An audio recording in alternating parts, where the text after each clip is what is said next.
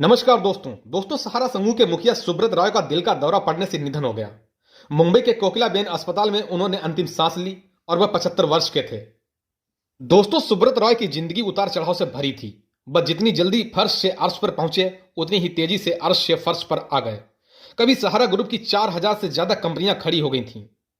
इनमें से 4 शेयर बाजार में सूचीबद्ध थीं। सहारा ग्रुप सालों तक इंडियन क्रिकेट टीम और इंडियन हॉकी टीम का स्पॉन्सर भी रहा। यही नहीं, उसने लखनऊ में सहारा शहर भी बसाया। सभी तरह की लग्जरी से लैस इसमें helipad, cricket stadium, golf court, theatre से लेकर कई बड़े पेट्रोल पंप तक थे। सुब्रत राय ने मुंबई में टाउनशिप भी बनाई। देखते ही देखते सुब्रत रॉय ने इतना बड़ा साम्राज्य खड़ा कर दिया जिसके कई पीढ़ियों तक ढहने का सपना भी नहीं देखा जा सकता था, लेकिन ऐसा उनके सामने ही हो गया। दोस्तों, बात 1966 की है। सहारा की नाव ने पहली बार हिचकोले तब लिए जब प्रसन्नजीत सिंह नाम के इनकम टैक्स अफसर की नजर उनके कारोबार पर पड़ गई। उस समय तक सुब्रत रॉय हवा में उड़ रहे थे। उनके काफी ज्यादा पॉलिटिकल कनेक्शन थे। इस अफसर ने सुब्रत रॉय से बेशुमार दौलत को लेकर जवाब मांगा तो उन्होंने कुछ नेताओं के नाम आगे रख दिए। इस मामले में नेताओं को भी अपनी पोल खुलने का डर था, लिहाजा इंक्वायरी करने वाले इनकम टैक्स ऑफिसर का ही सुब्रत रॉय ने ट्रांसफर करा दिया।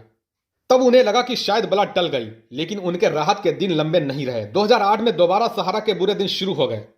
फिर इस सिलसिले ने थमने का नाम नहीं लिया। उस साल शेयर बाजार नियामक सेबी ने उन पर किसी भी और कंपनी के नाम पर निवेश लेने पर रोक लगा दी थी।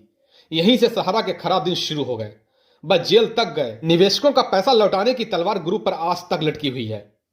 कंपनी ने अपने बयान में कहा कि सुब्रत रॉय के साथ जिस किसी को काम करने का सौभाग्य मिला उनके लिए वे गाइडेंस फोर्स, मेंटोर और प्रेरणा के स्रोत थे। दोस्तों, सुब्रत रॉय का जन्म 10 जून 1948 को अररिया, बिहार में हुआ था। उन्होंने गोरखपुर के सरकारी टेक्निकल इंस्टीट्यूट से मैकेनिकल इंजीनियरिंग की पढ़ाई की थी। उन्होंने अपने बिजनेस की शुरुआत गोरखपुर से 1976 में की थी।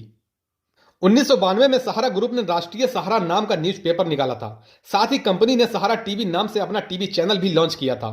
दोस्तों, बता दें, कंपनी मीडिया से लेकर रियल एस्टेट, फाइनेंस सहित कई सेक्टर में काम कर रही है।